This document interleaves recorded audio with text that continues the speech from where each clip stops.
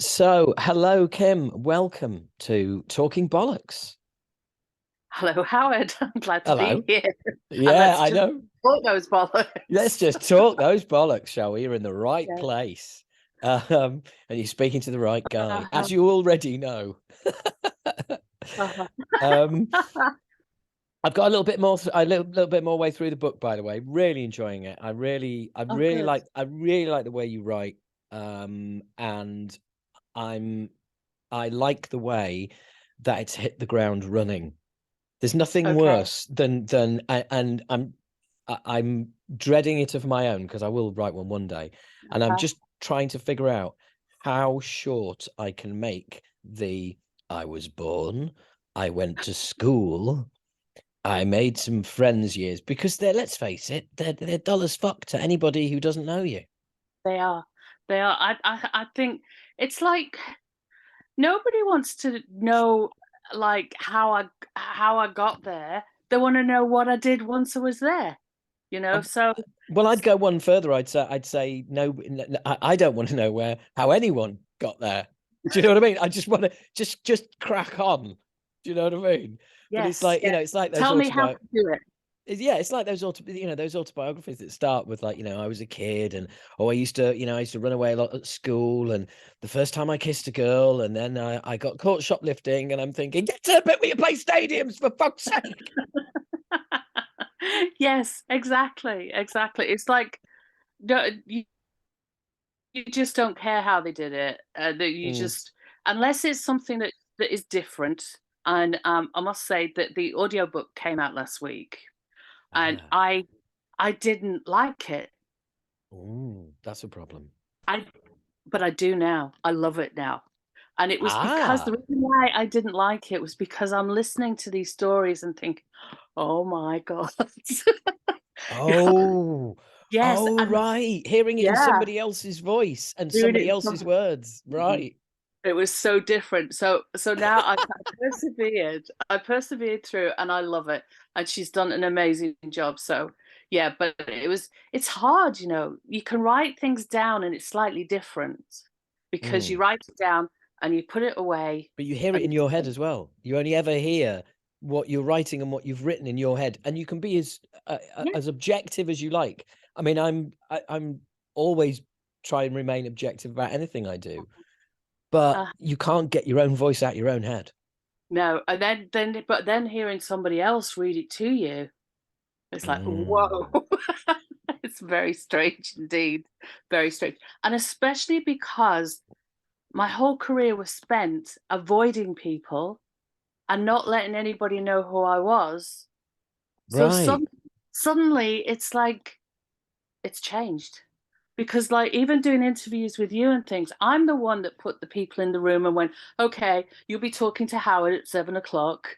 You'll be Yes. doing this. Yeah. Get on with it. And I leave Yeah. the room Yeah. and I go and do, yeah, and it's just so weird. It's just so different. The foot being on the shoe being on the other foot. Yeah. Yeah, yeah, and that's interesting because, like you say, as a member of, like, management, you are literally you're well, you're not background dressing, but you're making sure the background dressing is appropriate and correct. And like you say, some muso is sat in his dressing room chatting to some idiot like me for 45 minutes. But in those 45 minutes, you're like all over the place, coordinating catering, sorting Yeah. out one of the support band's time sound checks overrunning. There's two sizes of merch that are missing. There's a truck stuck here. Yeah, I mean, you Yes. can you Yeah. can. I bet you can feel it all flowing back, can't you? I can. You're giving me the shakes now.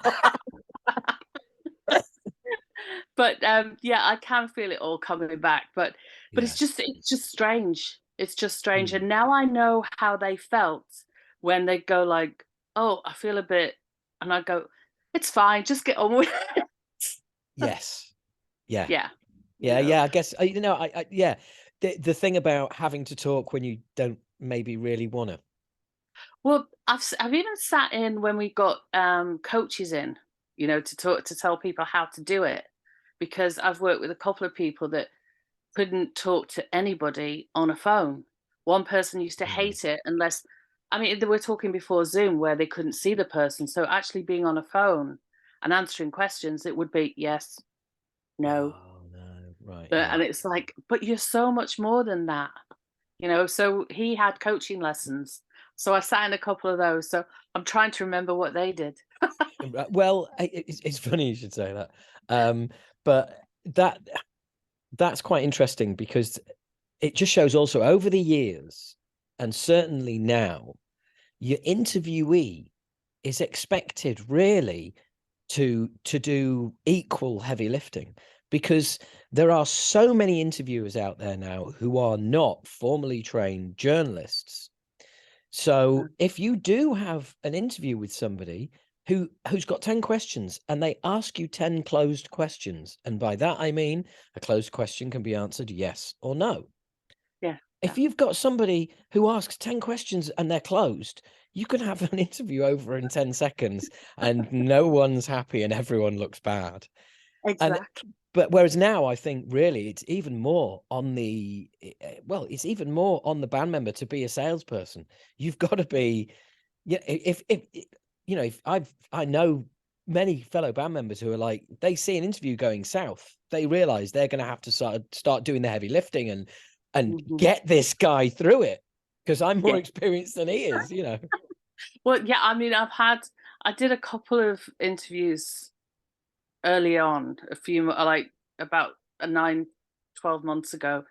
And I think everybody was trying to see if I was okay with stuff.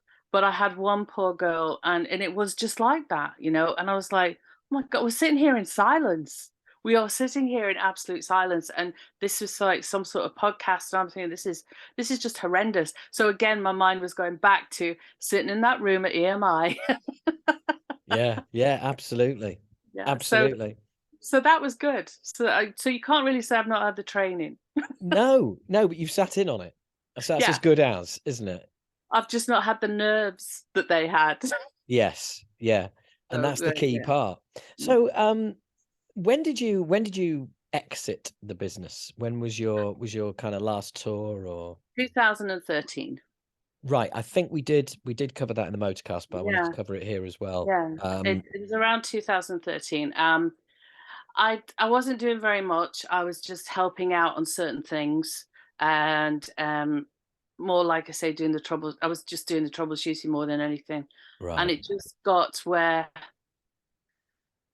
for one, I stopped touring, I think, or I just didn't like touring when,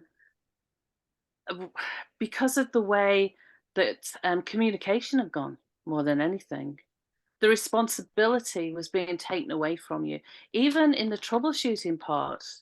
You know, you right, if you hadn't found out what the problem was on a tour within a couple of hours, you know, it's like, hold on a minute, I don't know where the problem's coming from. I've not even seen a show go through or seen what's happening behind the scenes on a show day. So, but you were expected to call into all these different people, and too many people were getting involved, right. you know, and it just got like, stop. I hate this. And I suppose because I'd been in it for so long, half of me was going, I'm not talking to a little squirt like you who has no idea what's going on. You have no idea of the business and how it works. And how dare you question me? And that sounds a little bit, I don't want to be like that. You know, I don't want to think that Yes, I'm yeah, better than anybody else or whatever. But there's some times when you think to yourself, this person has more experience than I do. And that was not apparent at the time. And it was just like, no. And then my mum became ill, and it was discovered that she had cancer and nothing could be done about it. So that was when I decided, okay, I'm going to stay yeah. at home now. Yeah. And be a stay at home kid rather than a stay at home mom. And why the hell not? Good on you. Good Exactly. on you. Yeah. So that's interesting, because I was going to say, um, during your time in the industry, you must have seen quite a lot of changes. I mean, the impact of the internet on every industry and how everything runs. Um, Mhm. but you're part of the generation, and I'd like to say I worked in the as well as having worked in the music business and everything else. I worked in the newspaper business for for a good few years, and I was pre-internet, Okay. and I saw the difference it made to an industry that was quite antiquated and relied on faxed proofs and things like that. And they just got a computer and a graphic artist, and it Right. was but who could actually send stuff over the internet to the typesetters. But I saw how it changed just immensely. Yes. And you saw that in your industry. I Yeah, mean, the impact must have been I huge. did. Well, it was because it was like when it first started, I started tour managing. It was a case of like you got on a tour bus, and as soon as that tour bus left, it was Yeah, like they left the building, they left the office where everybody met or yeah, wherever everybody was meeting. That was it. yeah, You could use a telephone in like a phone box somewhere, but you didn't bother, or yeah, you'd wait till you get to a hotel somewhere and you'd use it in a hotel, but you were not available 24/7. So yes, you kind of, yes, you did have the time off where nobody was giving you a lot of hassle and saying do this, do that, but you also were able to choose what you did, yeah, and the choice was taken away because somebody else was making that for you. And yes, somebody that didn't realize that, yes, as the crow flies on your Google map when you're right, looking at it, yeah, it's 3 minutes down the road. At rush hour, when you've got to do a sound check and you haven't got there yet, it could be 3 hours down the road yeah, and you're not here, you know. yeah, So there was all that yeah, kind of thing went into it. And then it all became like, oh, send us a spreadsheet, send us this, send us the other, and you were on a computer, you just were not constant involved in updates, it. Yeah, constant. And well, it's funny because, of course, that was me. I mean, my first few tours that we did, this was back in '88. Was my first tour. So right. we did UK, Europe, and yeah, you leave and it's like, see you later, mum, see you later, dad, and you're gone. And Yes. like you might be able to use a venue in a phone for a couple of minutes. You might have to, you might get a big bag of change and go and visit a call box in a venue. Uh-huh. But that's it. Nobody knew. People had the tour. If they had, my parents had the like on a calendar. They knew Uh-huh. what city I was in and what venue, and that was it. Yeah, I sometimes used to cut it out of sounds or melody maker where I was going, and I used to give that to my mom and go, "That's where I'm going." Stick that on the fridge. There you go. Exactly. And even for myself, I'd be going like, apparently I'm going out with so and so. And I'd look through all the papers, the music papers, to actually see where I was going because I had no idea. Yeah, You know, yeah, nobody had the time to sit there on the phone and go, on this date you're here, on this date, like, so they didn't yeah, bother. You just went. yeah. So, but I think the most, um, the biggest decision I ever made was with a band called The King. And I loved this because I actually got away with it. And it was when The King had won an award. Hang And on, the King, as in well, he was an Elvis Presley impersonator, right. Okay. but he was noticed as being one of the best that Yeah. there ever was. Right. And he was found singing karaoke by two guys from EMI that were drunk at a bar one night and heard him sing. And they just took him because he was so Wow. good. And Wow. you probably know how these conversations go. These two guys were stood there at the bar and they're going like, "Oh, he's so good. He's great." And then they went on to say, wouldn't it be so funny if Elvis Presley sang this song now? Or Elvis Presley sang a different song and songs that were just not related to Elvis Presley, and Yeah. it's one of my favorites is Come As You Are by Nirvana, and he did a cover of that. And suddenly they also realized that all these songs they had mentioned, all the people had died. Right. Yeah. So then, as you do in a drunken stupor, they stood there going like, and wouldn't it be really funny if we called the album Gravelands instead of Gracelands? Oh And it God. just developed like that. And he was Yeah. huge in Germany. He was massive. And Wow. and that's where he did most of his work. And there was a few problems because he was a postman. The guy was a postman. He didn't want to be an entertainer. He didn't want to be in the music industry. He was just singing karaoke at his local bar on a Sunday night. Yeah. Yeah, and yet he signed a contract but didn't want to do the touring. So that was when I was brought in to take care of him, to fulfill his Ah, contract, so right. nobody sued each other, because EMI were Yeah. being, generous in a way. It's like, let's help him get through what he has to do, and Yes. then that's it. Yeah. So that's what we did. But he won. Hang on, let's help him get through the career he's been bullied into by two Uh-huh. members of our staff whilst drunk. Yeah, yeah, exactly. It was. The poor Only the guy, music industry. only in the music industry. The poor guy, he got married at a really young age, Irish Yeah. Catholic, had about 5 or 7 kids, I can't even remember now, but had all these children and didn't want to leave home. Oh man, King, if So, you're listening, get in touch. I want to speak to you. but he won an award, and we looked at this award, and it was like, he should really go and collect it. The problem was it was 200 miles away from where we were, which was in the middle of nowhere. There was this like tiny little town and an airport. Yeah. And then it was like, I wonder if we can fly up there, collect it, and fly back in time for the gig. Now, we tried on the phone to phone the office and go, should we do this? But nobody answered. So we did it. And I don't know how much it got. Bloody hell. But it was a case of, right, okay. And I just phoned up the airport and we booked a plane and the pilot and the whole thing. And we flew up there and we flew back down again. But then it got to the stage where we were running really late, and it was causing a bit of a commoppus at the venue. So basically, the venue sent the police to come and get us, and we had the most amazing trip in the police car, Oh, and had brilliant. this Police escort. amazing, yeah, police escort just flying around the streets of this tiny little village. But hey, I'm sure if I'd have got in touch with the office, they probably would have said, "Oh no, they'll just do a recording and send it to them," or whatever. They wouldn't have let us go. Yeah. Yeah, no way. But you made an executive decision, which meant Yes. you going up in a plane and back. Yeah. Good on Yeah, you. it was fun. It was fun. Well, I've got to ask. One of the bands mentioned in your book is Rush, but I haven't got as far as now. A family member of mine was involved in the recording team that when they did Permanent Waves, Okay. and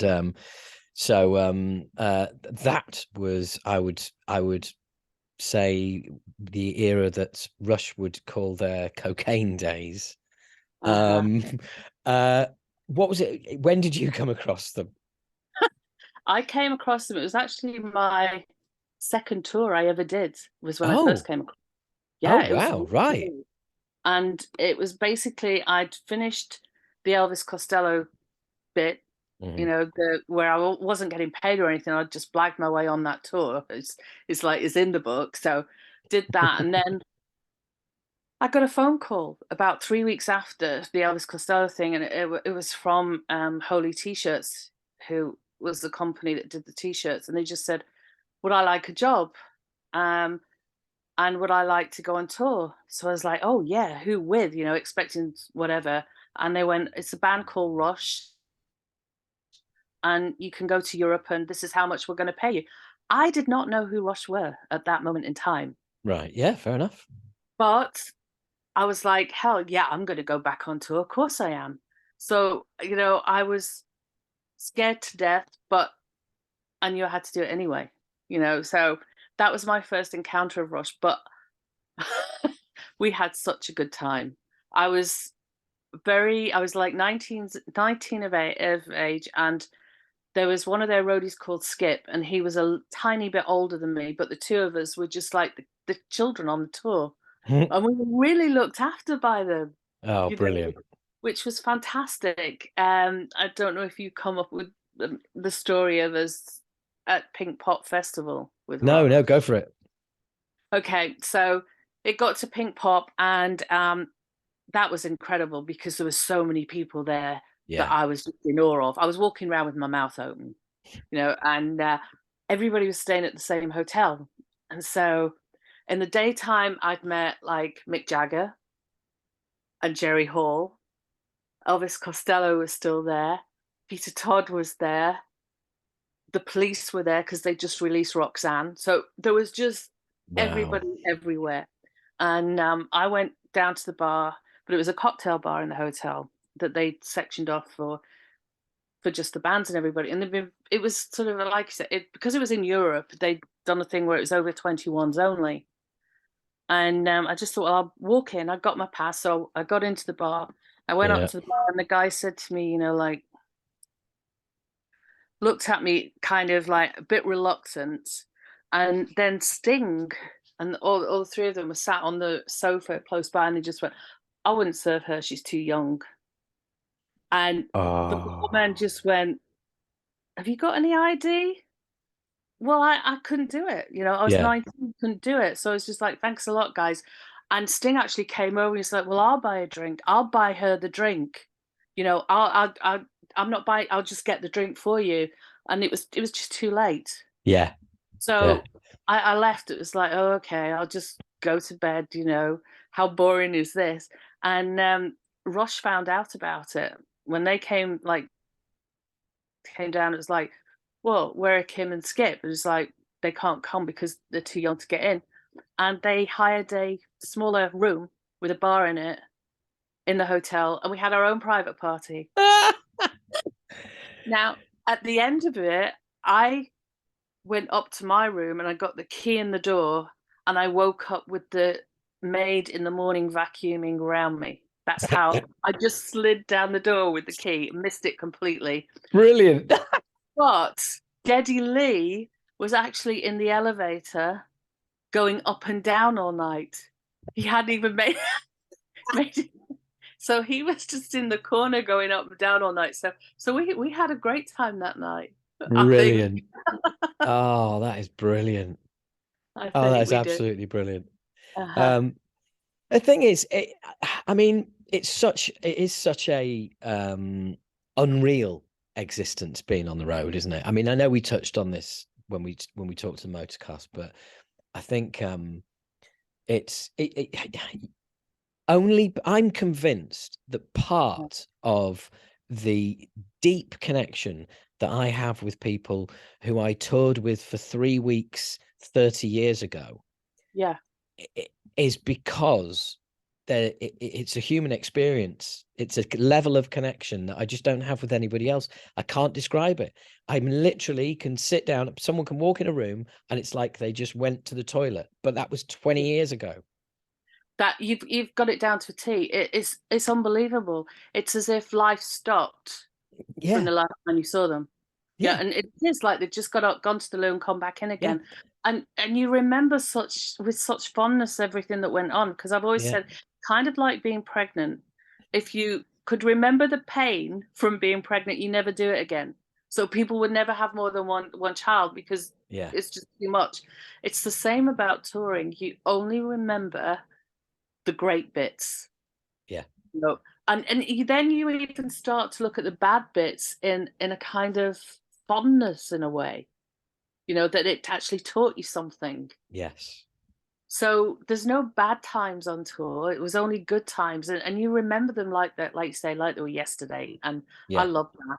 I love it. Yeah. And I'm also, but one of the worst things is parting as well, is at the end of a tour when Uh-huh. you know that, and the thing is as well, it's not just the band you're with, it's the other bands you're with, it's the other crews you're with. You homogenize into one crew. Yes, you've all got one band's back, but everybody But will you're drop family. everything for everybody else. Exactly. You are a family, and you take care of each other, and Yeah. it's just amazing to have that sense of security around you. And then, like you say, you come to the end of it, and it's so quick in a way because the days are so long, and you don't have time to think about tomorrow because you're involved in the moment. So suddenly, when it comes, it's like bang, it's a bombshell. Yeah. And I mean, a lot of people, it hurts a lot of people. A lot of people can't get over it because I always said you go home and you go through your common day-to-day thing. I don't know if we touched on this last week, but it's just sort of you watch Oh yeah. curry, you eat your beans on toast, and then and what else is there to do now? You've done Yes. that. I Yeah. want to go back on tour now, you know. So Yeah. that's just And the weird thing is, as well, as you might have spent 3 weeks dreaming of being able to lie back and just have a nice long bath at home. Well, I've done that now. yeah. So now I can go back out on the road.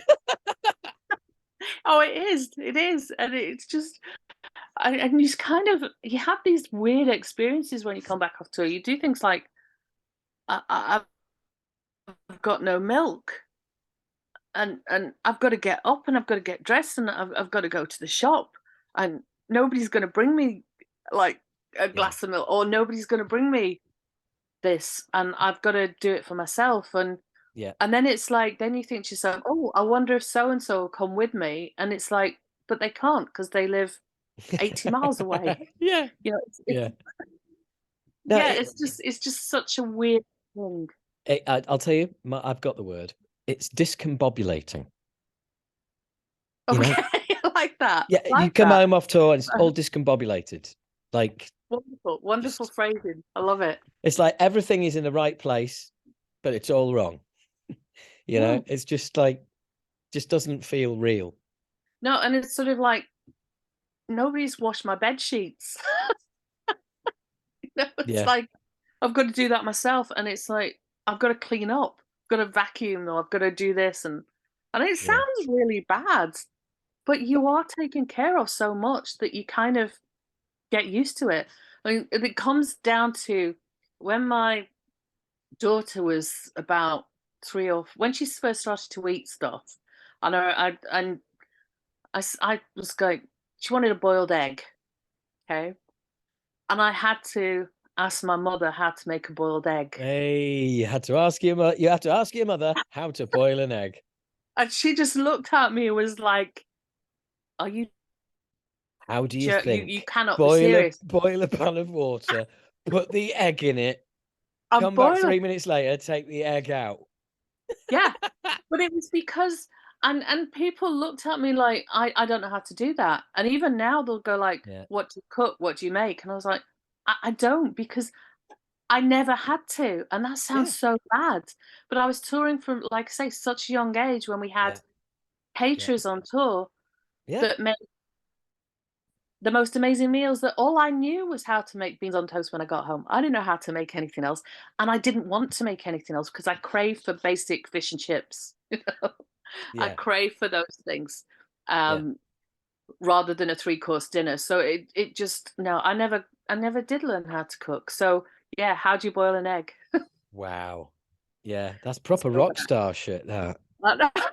It So sounds awful. so how old? Because I was 18 when I did my first tour, and you'd have been 19. So Well, I didn't realize this, but I was actually 18 on the Elvis Costello tour and 19 when I ah, actually got paid for it. So yeah, right, I was okay. just turned 19. Yeah, yeah. But and I remember very clearly what it's like to get thrown in the deep end, because we're about, I mean, we had played I mean, we'd played like 5, 6 shows maybe before we did our first UK and European tour. Mhm.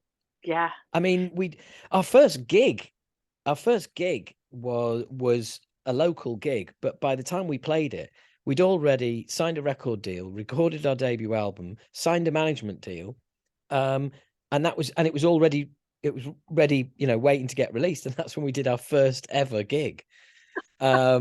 It was a weird That's so quickly. scenario, a weird Yeah, scenario. but But it to go, does. yeah, to get thrown in at that age and just go like, I know exactly what it was like for you, because I too had members of other bands and crew kind of educating you, as you get to a country, right? Don't eat these, do eat Yeah. these. If someone comes up and says this, run. If someone's, you know what I mean? Yes, exactly. I mean, I remember just going to, I mean, this came up in conversation with somebody while I was doing the book, is I remember being in Yorkshire when they were looking for the Ripper. Oh God, Yeah, this is and it this was, has gone a bit dark. well, yeah, and it was because I hadn't realized that I literally walked down we came out of this. We needed some change. Basically, we'd run out of change. Oh, well, We that was needed, it back in the day, wasn't it? You were always in the need of change, looking for change. Everybody was. so exactly, and the best place to get change was the bus station in those days, right? Because especially at that time of night, buses change. It's a But bit late handing down that bloody great life tip to me now, isn't it? so so it was a case of me going out the venue and walking down this really dark alleyway, and at the bottom of this alleyway, down this roadway that was hardly lit, to the bus station, and only being told later that, of course, they were advising girls and women not to go out at that time because he was Yeah, out there and they were looking for him.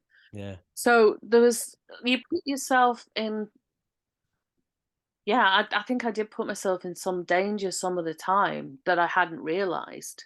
yeah, But it was just one of those things that you did. You just didn't yeah. think, because you were so young.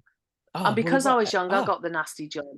well, I was on I was on a tour where a member of another band got arrested, and we thought it was hilarious. You know, Yeah. we'd drawn little chads on the back of the bus in the dirt. You know, bunk for hire, sea management. You know, what no Well, Gons. That's Gons who's been arrested. So anyway, it wasn't hilarious. It took no, $50,000 to get him out. The yeah, Germans hadn't spoken any English to him since he'd been arrested. The whole thing was horrific, yeah. absolutely Oh, horrific. yeah. But we'd all read, we were 18 and had read Kerrang. What else did you do? You can't imprison people in No. bands. It's not allowed. If I mean, there's going back to Motorhead. One of the Of times that I really course. think we were going to get shot and killed, Oh, that's nice. which was with I was driving a Ford Hang, Granada. hang on a second here, Kim. Are you in a dark mood? We're following the Ripper with that time we nearly got shot to death. Yeah, well, I suppose we didn't, but it was the time I guess I was most frightened. So if you picture Yeah. this, I'm in a Ford Granada, so we're driving like Oh, the Sweeney, brilliant. Oh, right? honestly, yeah, great start. So we're going from Hamburg and we're going down the corridor to Berlin. Yeah. Lemmy goes, I'm not going on the bus. I'm coming in the car with you. It'll be a lot quicker because this was an overnighter. Right. So it's like, okay. And now, luckily enough, the German promoter decided to come with us. Thank God. That's all I can say. So Lemmy that day had bought an SS helmet, war helmet for himself. Mm-hmm.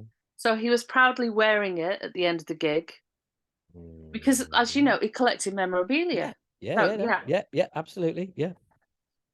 So he got that on and he got all his badges and all his regalia on, and, all his bits and pieces that he always wore. And he's reading a book about the SS. Yeah. Now, he sat in the front of the Ford Granada with the seat back, tilted back, with the book in one hand and his cigarette in the other. Yeah. I actually thought it was foggy Hmm. because there was so much cigarette smoke inside the car, where in fact it wasn't. Now, the corridor used to be the straight, if you remember it, that's so Yes. Yeah. Yeah. straight. Yes. Yeah. Yeah. And every so often there was like towers with people looking down on you, etc. Mm-hmm. So we're driving along, and It was quite scary. yes, It is as scary as it sounds, folks. Imagine it in your minds, late at night, raining, misty, yeah, or smoky and foggy in the car. Yeah. And I remember the way those things just loom out of the fog as well. It's like, yes, and yeah, wire this netting on either side too, so you couldn't just get out the car and run through a field. You were just in this box, yeah, and I've been told that we get pulled because it had British number plates on. So I'd been warned that you're bound to get pulled over. They're going to charge you. I can't even remember what it was, but they're going to charge you this money, as a and then you'll bribe. be able to. But that's fine. Just give them the money and then carry on. But of course, so we do. We get pulled. And I wind down the window, and there's this guard standing there with the machine gun and the whole thing. And he's talking in German. and Lemmy's just sat there, still with his book, and the light's on. The light's been on in the car all the way since the gig because otherwise he can't see his book. Right. So the whole thing's lit up, and there's him just sat there with the book and his cigarette, and he just looked at him with his helmet on and just went, "All right, mate." And I could still see that, and I just thought, "Oh, this is it. This, this is when he says, 'Get out the car.'" Stand against that fence. Now, like I said, luckily the German promoter was with us, and so he spoke to him and we paid him. But it must have been so unbelievable to that when I think back at it, that poor young soldier, that we Yeah. got stopped 3 other times. And it was like, I don't know how many thousands it cost us that night, but we just and I think it was a case of just watching Lemmy because they were just aghast at this guy sitting there with his regalia on, reading about the SS, and just with the whole picture And of him, and the Oh, and thing his Jack Daniels, of course. and the thing being with him being English as well, they and presumably there's like I don't know, is he taking the piss? Should we be flattered? Should we shoot him? Should we laugh? What the fuck is this England? What is it with this guy? Exactly. So it was just, but I seriously thought I was going to get shot. And Yeah. then what made it worse was the next day we had to come back again. No, sorry, not the next day, the day after the next day. And it was a day off. So I did it in the daylight. So Lemmy wasn't with me then. I was doing it on my own. And I just thought, oh my God, they're going to recognize the car. They're going to pull it over just to get a look at the mad Englishman dressed And as a they're going to, Nazi. exactly. And where is he? And Brilliant. that was even worse. Yeah. So, Did you get pulled on the way back as well? no, I didn't. I didn't, Ah, but I did get checked out in a weird way where there was 3 blacked out cars with yeah, blacked out windows, and they yeah. just surrounded my car, and the one in the middle, just the window went down, and the guy had sunglasses Oh, on, all blacked out, and then it went back up, and then they just drove off. So whether they'd come out to let me out, I don't know. so what you're telling me is the movies are real. All of this Yeah. shit really does look like this in real life.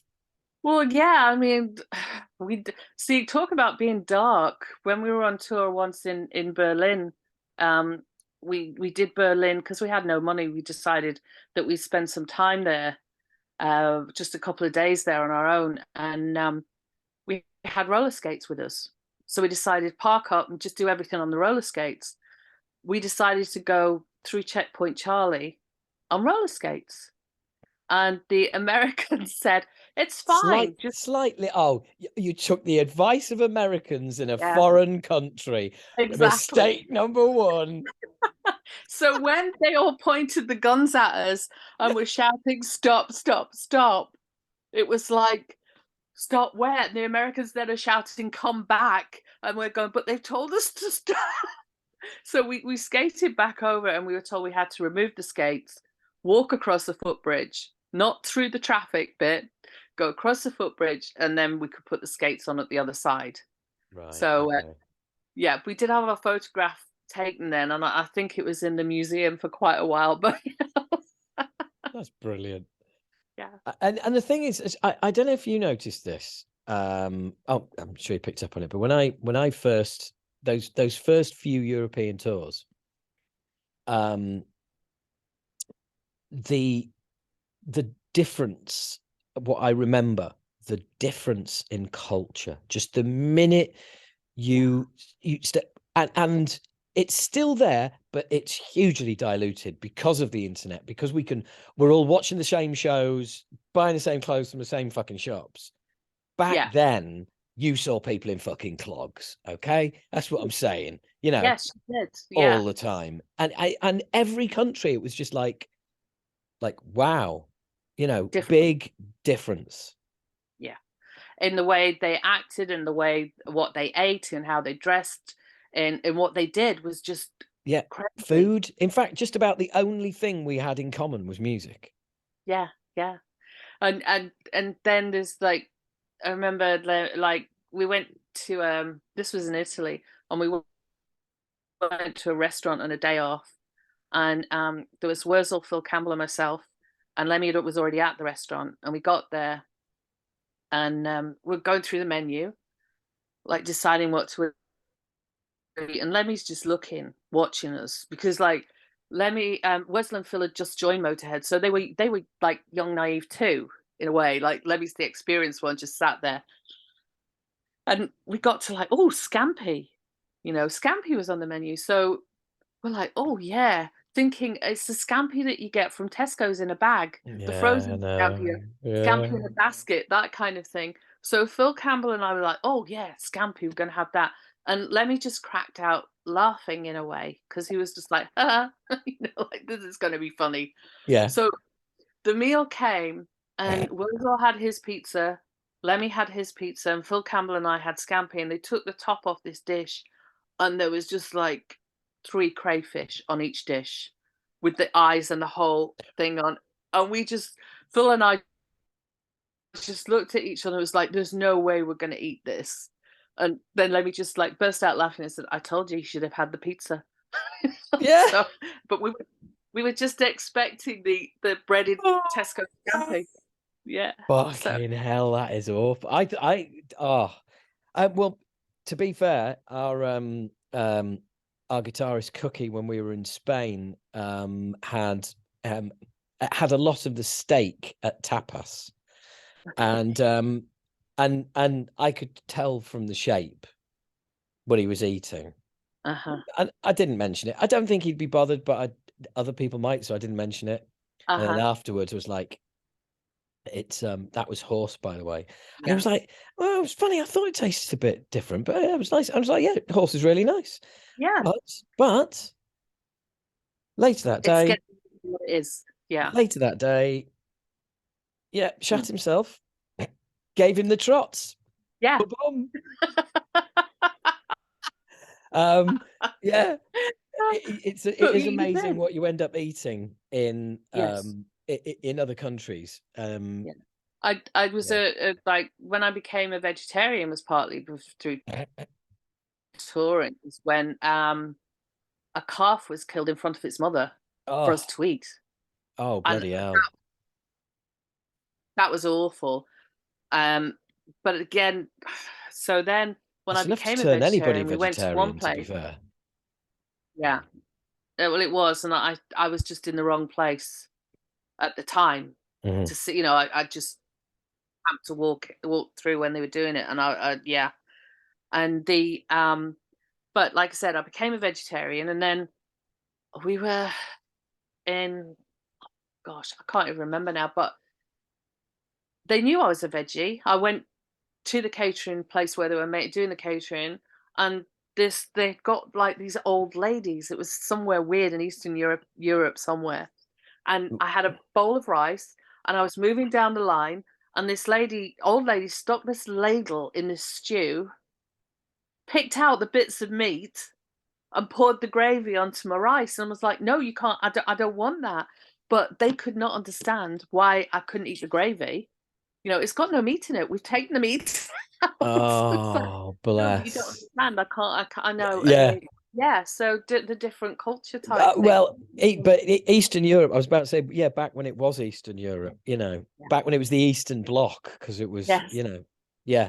Um, but those food things are always like, really weird, really, really Yeah. weird. Had some Yeah. all sorts of things. We had probably the best one of the best steaks I've ever had was in Greece, and Right. cooked by South Africans.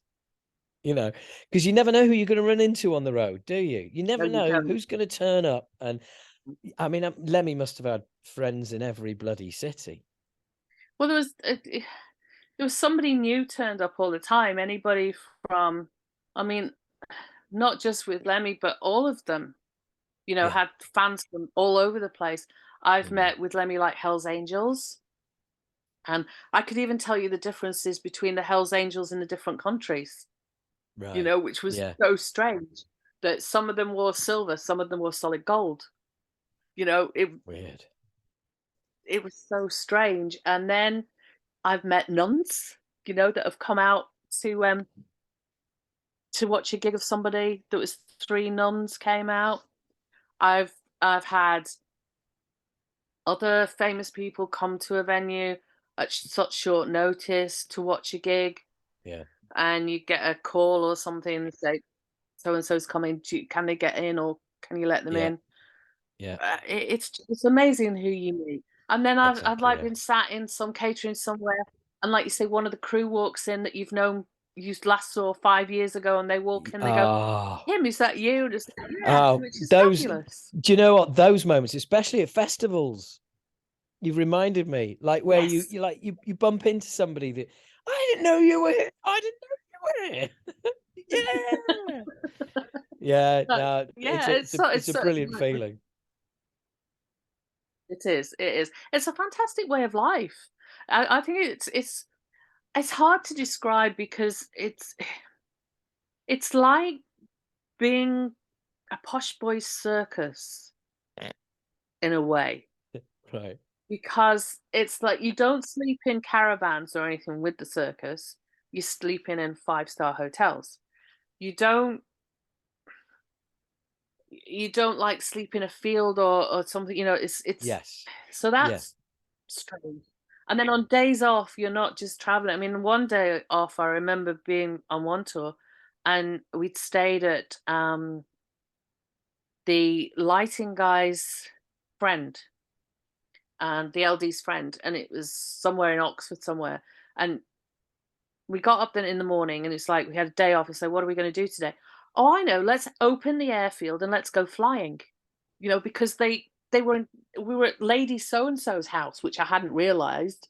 We were at Oh wow. we were at this really posh, stately home, and they were not far from the airport. And they just phoned up and it's just like, "Oh, we're coming gliding today. Can you get the gliders out?" Uh, and Wow. and that was on a day off. So yeah, posh boys club touring. Yeah. It was Yeah. yeah, just weird. Mhm. And I've got to ask as well, which incarnation was it of Sabbath that you worked with? Dio, Ronnie Really? James Dio. Yeah, Oh, it was. well, I'm looking forward to getting to that bit of the book. Uh-huh. He's one of the, he's one of my faces on Mount Alright. Rushmore, responsible for me ending up doing what I do, and he's one of them. I think the first song that I ever sang in Acid Rain was a cover version of "Hungry for Heaven" by Dio. So, so Yeah, there you go.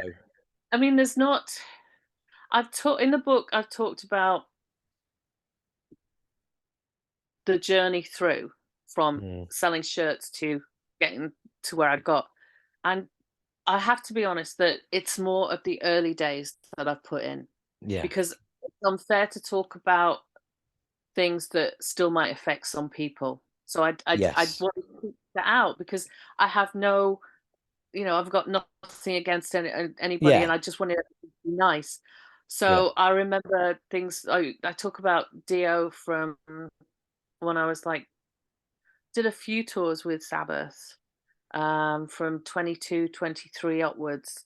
I actually married Geezer Butler's nephew at Oh one wow. part in my life, Right. and they were all coming to my wedding, and I stopped them because suddenly it wasn't my wedding anymore. You can imagine I'm getting Oh married where in shit. my home Yes. village where I grew up, and then all these people are phoning up going, "I believe you're getting married." I was like, "Are Sabbath going?" And it was like, "No, they're not. It's my day. Go Yeah, away." it's not on their So tour t-shirt. It's not an extra added date. exactly. Yeah, I get it now. So No, so it I was, absolutely get yeah, it. Yeah. You're the focus of the events enough. This is my day. yeah. Yeah. Damn This is right. my day. So, I mean, Geezer Butler did turn up. He came, but not and none of the others did because I it was just like, no, no way. Yeah. But again, being with them was being in America when I was too young to go out to bars and things on days off. Oh, Because of course 20 again, yeah. my first, well, like what later on I did, but my first time out there with them, I was 20. Yeah, so So I couldn't close. do anything. Yeah, yeah. Yeah. So close. So close to That's that must have been I don't know, boring, frustrating, certainly at least just for one tour. Yeah, it was boring and frustrating because the only thing I ever did was stay on the tour bus going to a venue, which I kind of talk about in one way. It's like I make a point of saying it was I went to San Francisco 3 times before I actually knew I was in San Francisco. And Wow. it's not because I was out of it or anything. It was No. because we were in a stadium on the outskirts of somewhere. You drove the tour bus into a concrete building. You got out Right. inside. Yeah. You did the thing. You did the whole thing. Then you got back on the tour bus and you left. And I once said to the tour bus driver, "Please tell me when we hit San Fran. I can't wait. I want to see the Golden Gate Bridge. I just want to see it all." Yeah. And he just went, "Kim, we were there 3 days ago." so, so it was like you missed it. And so later on, when I was began to tour manage, I made a point of when I got to a city, I used to say to people, "Right, I'm going to get the band now," but I'd leave 20 minutes early in a cab, Nice. and I'd say to the cab driver, "Right, I've got 20 minutes." And I need to be here, but in the meantime, I want to see this, this, this, and this. Can you do it? And we just bomb around places, and I get Good to on just you. yeah, Good on you. Do you know, I had you get tour buddies. There was two of us who seemed to be awake before everybody else, and we didn't mind walking. So every town we played, every city we played, every country, we got up and went out yeah. and just walked until we found a McDonald's, because that's the only thing that we could possibly eat that we'd recognized. And by this time, we'd had so many bad experiences with trying local cuisine, you know. And so that's how I saw most countries, was in the morning, Yes, yeah. getting out and about and seeing as much of it as possible.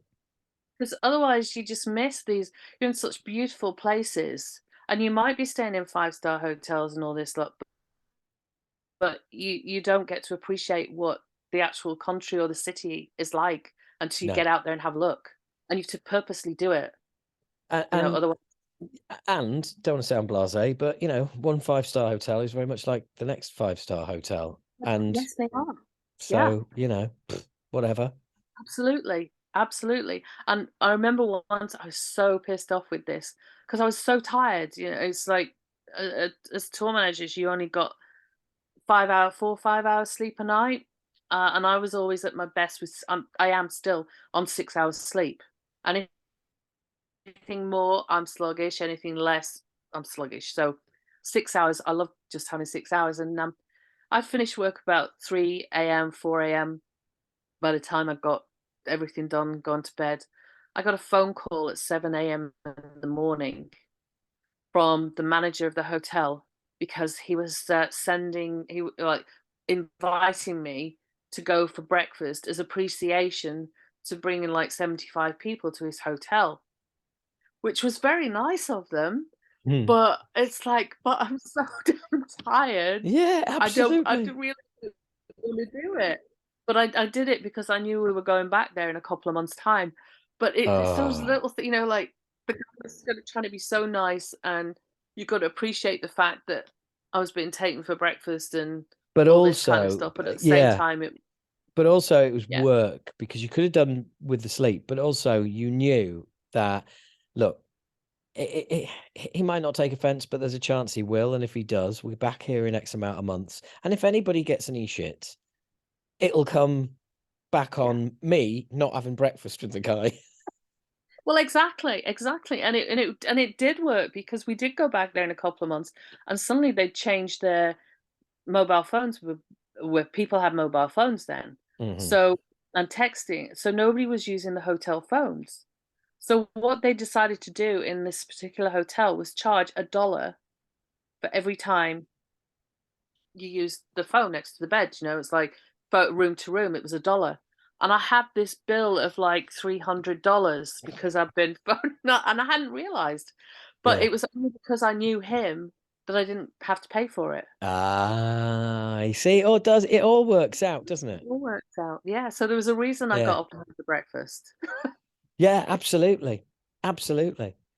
But So the thing is as well is you must have seen changes over the years, and you must have seen more women coming through as well. Yes, yeah. I had my first lady LD was the first one that I had, and she was amazing. And because I'd worked with her before I started TMing, so that was good. And she was Hawkwind's lighting designer, Right. and she was great. Then I had an American who was also an LD. But the thing is like, in one way, I'm most proud of this because through my career, I never pushed a box. I'm, and it's kind of a weird one, but I do like to say it because some people go like, "Well, what was it like packing a truck?" And I was like, "I don't know, I never did it," And I like the fact that I never did it. But Yeah. these were full on. They did their gig, they did the whole thing, and yeah, they were good at what they did. But it's not for the faint-hearted because I knew I couldn't push boxes. I've got no upper body strength to begin with, So Yeah. so yeah, so but though they were both LDs, and then I've met a few tour managers and stuff since. Yeah, well, Uh, I was going to say first female tour manager was Tony Isabella, who was managing Exodus on the Road and the Fabulous Disaster Tour, and that was in 1989. yeah, yeah. So they were all coming through by then, Yeah. and so it's good, it's great, but there's still not very many out there, and which I think is sad. And I do get angry when I do talks and stuff now at universities where I chat to people coming through, and I'm very passionate too that because I feel in this country particular I've got to watch myself here because I might get in trouble with the universities that I'm actually talking at, but Mhm. we are telling these youngsters who are artists that they are the best thing ever, and they're going to go out and they're going to Yeah. become major stars, and it's not going to happen to everybody. So I like to say, hey, look, I always wanted to be in a famous band or a singer, but there's major flaws with that because I can't sing and I can't play a musical instrument.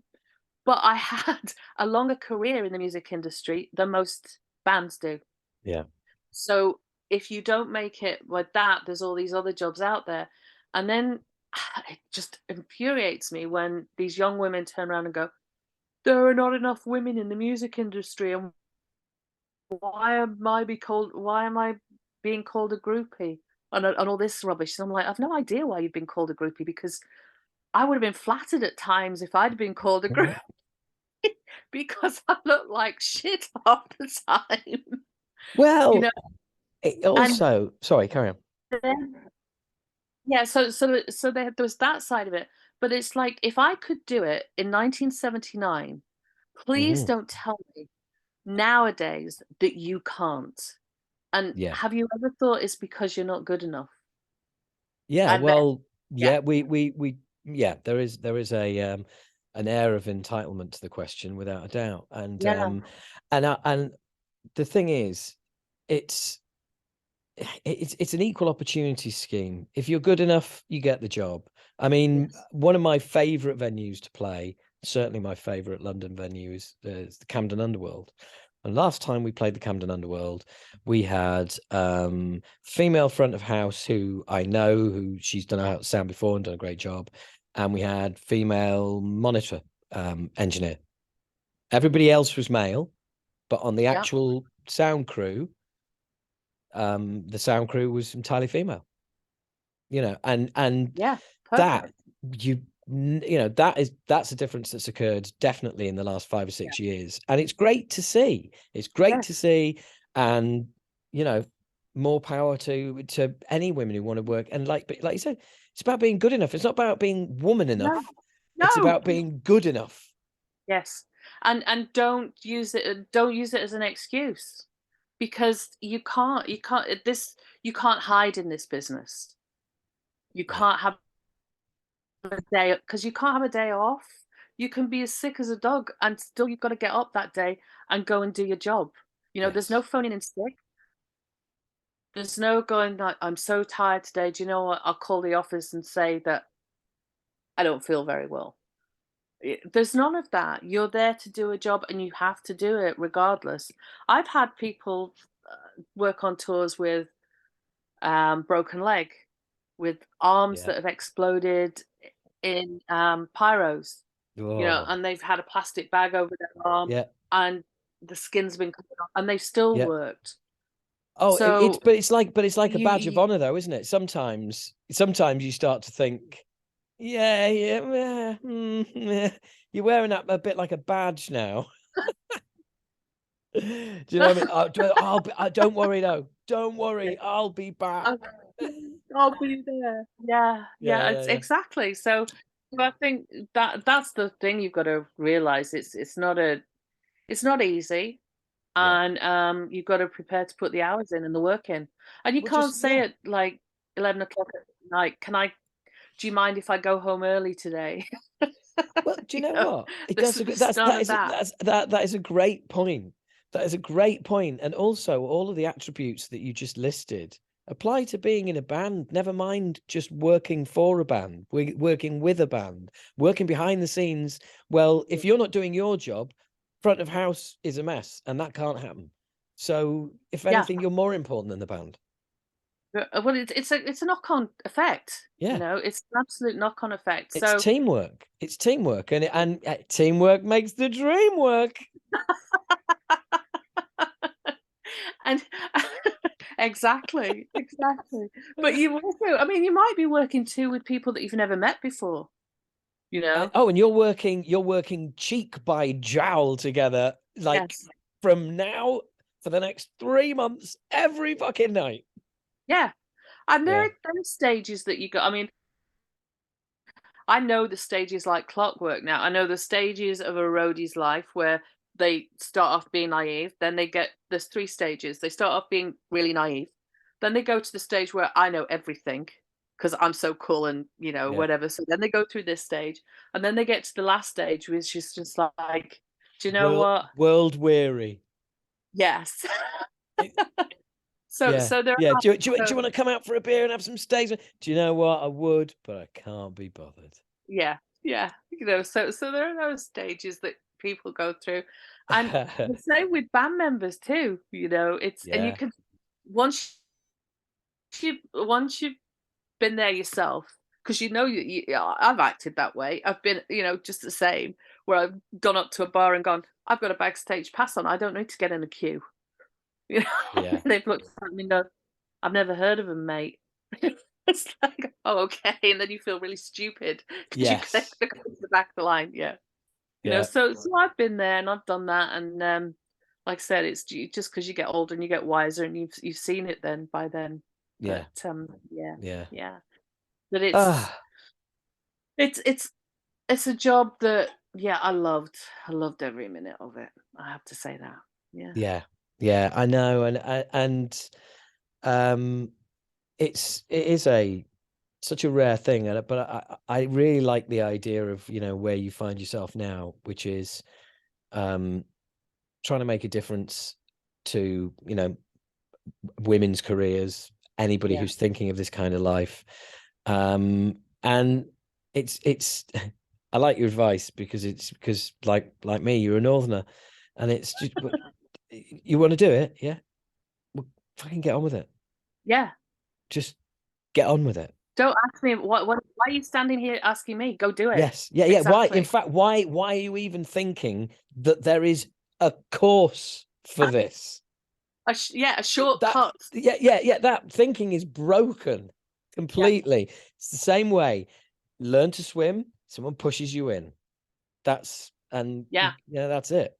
But somebody said, how do I start? And I went, okay. Have you got any venues in your town? And they went, yeah. I Mm, said, and yeah. what jobs have they got there? Oh, they had a job at the cafe in there. And I went, yeah. And why didn't you take it? Well, it was in the cafe. It's in the Yeah, building. but it's in the building. You're not. Yeah, exactly. You wander down to the fucking stage during the day like everybody else does, you know. Yeah, Where is she? Oh, is she down there again? We may as well bloody give her a job down there. And then yeah. 6 months later, you're working down there. Fuck me, come on. Yes, and they don't realize this because nobody. I said this time and time again, and it really gets me riled. It's like you take the course and you go home from university. You've got 3 years under your belt there, and you've got a piece of paper that says you're qualified. But nobody's going to phone you and go, "Oh, hi, I believe you just took this degree. How Mhm. would you like to come and tour manage me? My name's Tom Jones." Of course they're not. My The biggest possible qualification you can have, and this just doesn't go for music business, this goes for everything. People hire experience over intelligence or over education 100% of the time. It's as yeah, simple as that. If you get offered a job halfway through the course, ditch the fucking course, go because for it. because that job might never happen. Yeah. It's sort of, I know I mean, I've employed them myself. I've employed people at venues because they just happen to be in the right place at the right time, and I need Enthusiasm as somebody. well. Yeah. Enthusiasm, can-do attitude, want to be here, see it as an opportunity. Mhm. Yeah, go and hang around, go and hang around when there's bands playing that you like or you want to go and Yeah. see, and hang around the back, see if anybody needs any hand humping gear. Before you know it, you might end up being mistaken for local crew. You end up And with a yeah, local crew job at the venue. God knows where that goes. absolutely. But you can't get it if you're not there. So Yes, yeah. exactly. Mhm. Funnily enough, when first tour I did was with a band called Nuclear Assault, and they're they're from New York, and John, their guitarist and singer, had a Geordie guitar tech, and I said Right. to him one night, "So, how do you guys end up with a Geordie guitar tech?" And he's like, "Well, we came over to play London, the Hammersmith one-off show, and we couldn't bring any crew. And that's when I met Jim. He was working for like one of the other bands or something like that. And he was like, and he was covering me as well. And I was like, oh, right, okay, cool. And he said that night we did the gig, and I thought stupidly I'd jump into the crowd with my guitar, and I didn't realize that there were seats there, and snapped the end of his guitar off. And he said, so following day, we had like a one show to play because we'd come all this way. We had the same crew, and my first thought in the morning was, shit, I'm gonna have to use my backup and my main guitar's out of action. And he goes, when I got to the venue, both my guitars were on guitar stands in front of my amp, and I was like, what's going on? And he went over to Jim and said, what happened? And Jim said, well, I went in the crowd, got the pieces, stayed up last night, piecing it all together, putting it into a U clamp, Araldite, all the rest of it. Plays all right, Lake. It's not brand new. And he just handed it to me. And he said, and John just said to me, and that is how you get a job for life. Absolutely. It's like Absolutely. he's my guitar tech until he says he isn't. Yeah. You know, And that's the thing. That's exactly how it happens. That's how, because I also say that it's the experience. It's like I've had young girls that have done tour management as courses, and I'm like, but you have no idea how the rest of it works. Start at the bottom, start as a runner, start in the cafe, and then suddenly they've run out of sugar. No, I'll go and get the sugar because that we get that sugar from that the cat. And it just builds. that boggles my mind that there's a course for tour. Yeah. You may as well have a course Yeah. saying this is the course for life, because we know what's going to happen. Yes. Yeah. Here's the course, right? You- Here are the things This that is a- happen typically on tour. Well, yeah, fine, fair enough. You've Yeah. got a point. But what about the myriad of things that don't normally happen but fucking happen? Exactly. Yeah, yeah. Exactly. Because all And those that's ones are why, in your book. like going back. Yeah, Motorhead was my university studies. Yeah, You know, that was my upbringing with them, yeah, yeah. I always which say I I always went. used to Yeah, make a point then. go on. Yeah, Yeah, any new band I ever worked for, and right again going back to the women thing, they go, oh, we've got a woman, you know, she's either going to be like our mother or she's going to be like a pushover, and I just was like, please do not try anything. And it's not because I don't want to sort it out, it's because you're going to make yourself look stupid. I've worked for Motorhead for 10 years of my life and I've seen it all. And there's nothing you can do that can be better or worse or whatever. So mm, just don't bother embarrassing yourself about it. You know, and it's been like, oh my brilliant, God, okay. brilliant. Yeah, That's quite a and it's speech, worked though. every time. That is quite the speech. I felt myself Yeah. shrinking into my sofa as you were saying it. That's brilliant. The only trouble is that you do tend to, which I'm over now. But when I first stopped touring, I think we've spoke about this in the past. It's so hard to go back to normal life. Oh, So hard. you become do you mean when do you mean becoming a demanding bitch? So like, Yes, I want it I will, fixed now. and I can. Fucking fix it now. I never did that on tour. I because I never did. I never. I blew my top three times. Three in my whole career. I blew my top three times. But the at home, the normal things, you know, Yeah, the it's like, oh helplessness. well, they're on holiday. Yeah, and then they'll need to order the parts. So yeah, we're talking about what month are we in now? Maybe 3 months from now, and I'm going like, Yeah. what? You know, no. Why does this? Why does it take so long? What's wrong with Can you? you imagine? Can you imagine if when you retired from the industry, if we'd had the supply chain Oh, issues that we have now? You'd have been yeah. knocking people out in the supermarket left, right, and centre. Word. It's yoga's good. Yoga's good at meditation. Brilliant, brilliant. Because you do. And Yeah, even my daughter sometimes has to check me and she'll go, it's fine. Stop worrying about it. It's fine. And I'll be like, yeah, but I've got to fill out all these forms. I've told them what I want. I've told them what I need. And why now have I got to wait 3 weeks when I could have just nipped into the office and gone, here, I want, this is what I want. This is what I need. And yeah, I still find myself having to take a deep breath. yeah, yeah. Well, it has to be done. Um, well, look, Kim, this has been amazing, and thank you so much for doing this. You're one of two women in the business I'm speaking to. I'm also speaking to the lovely Julie Weir at Sony Records, and a couple of other. I've been turned down by a female tour manager, by the way, who's You're too busy. joking. No, well, that was too busy to come on. Well, that's good in one respect, but Yeah, bad in another. yeah. No, So I know what you mean, but she's in the thick of it on a Metallica tour, so never mind. But yeah. look, once again, thank you so much. Thank It's been wonderful. Thank you. thank you, and enjoy the rest of the book. Oh, I will.